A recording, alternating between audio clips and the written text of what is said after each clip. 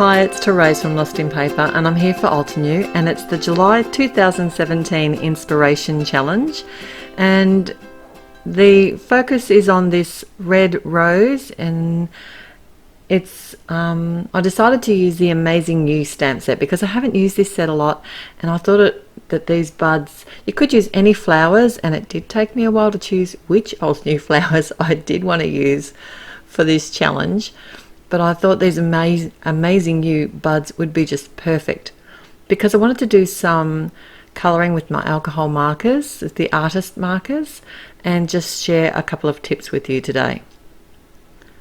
So what I'm doing here is actually just stamping out all the images that I'm going to be needing on some white cardstock with the Altenew permanent black ink. So this is alcohol friendly.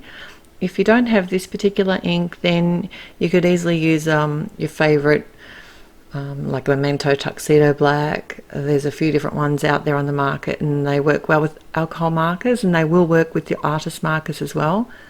But this black ink is a nice black, which is good, whereas I find the Memento isn't, it's more of a grey black.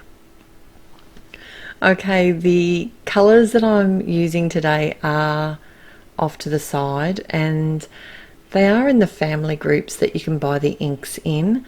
So there are 4 different greens, and I'm only using 3 of them. And what I've done here is I've actually laid down my base colour with the palest colour first. Then I'm actually coming in with my darkest colour next, adding where most of the shading is going to be, bringing my middle colour in and blending the darker edge into the light colour.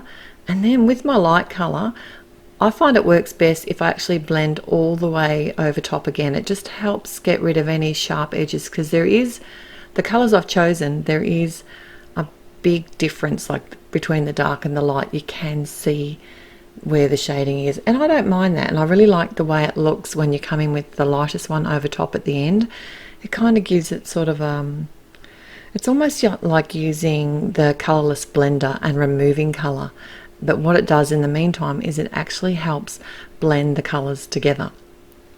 So I am going to be using this technique on my roses or my flowers as well as the leaves, and I won't show all the colouring, but I did think it was handy just to have it in so you can see how I did it. The roses, I actually did it slightly different. I added the base colour first, and because I wanted them to be a little bit lighter. I suppose it is hard to get these colours lighter because they are beautiful bright colours, is I've left white edges on the flowers, on the petals, and then I'm actually coming in with a really dark red and then blending it out in between with the light colour. I'm not actually using 3 colours here, and that seemed to work well. I just had to add quite a bit of alcohol ink to blend it and get that sort of mottledy colourless blender look almost.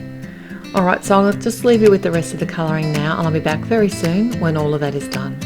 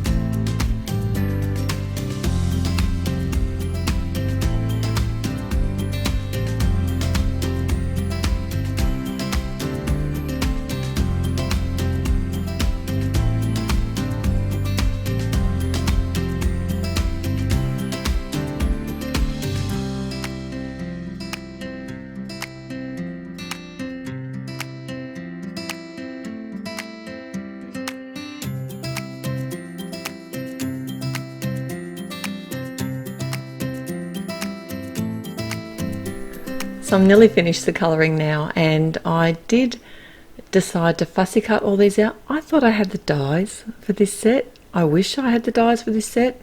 I might have to get the dies for this set. It would have made it heaps easier. So I didn't show you all the fussy cutting, but I did fussy cut all the images out. So this is actually the front of my top fold card, and I just thought it'd be fun to add some ink splatters over the top, and I've used the Frosty Pink, Coral Berry, and Forest Glades. And I did get a little bit overexcited with the Forest Glades, but that's okay. It's ink spatters. I have no control. I try to have control, but you really don't. The sentiment I'm using today is from the Beautiful You stamp set, and just because I had this black ink out, I used that one to stamp out the sentiment, and I've just put that across to the left a little bit. I love the font in this sentiment, it's really pretty. And now all I have left to do is to assemble my bouquet. I've got some glue dots here, I'm just holding my pieces together, and then I've got the adhesive from Altenew, and it's a dotted adhesive, so I can just add that to the back of my images, and that's the images that I'm going to actually add directly to the card base. And I did decide to pop up a couple of the flowers as well with some foam dots. So I'm going to put the link in the description below for the July challenge inspiration challenge at Altenew. And if you're here in 2017, I'd love to see how you are inspired by these roses. These are actually from my 25th wedding anniversary last year, and they were absolutely beautiful, and I was so happy to be able to be inspired by them. So till next time, happy paper crafting. Bye.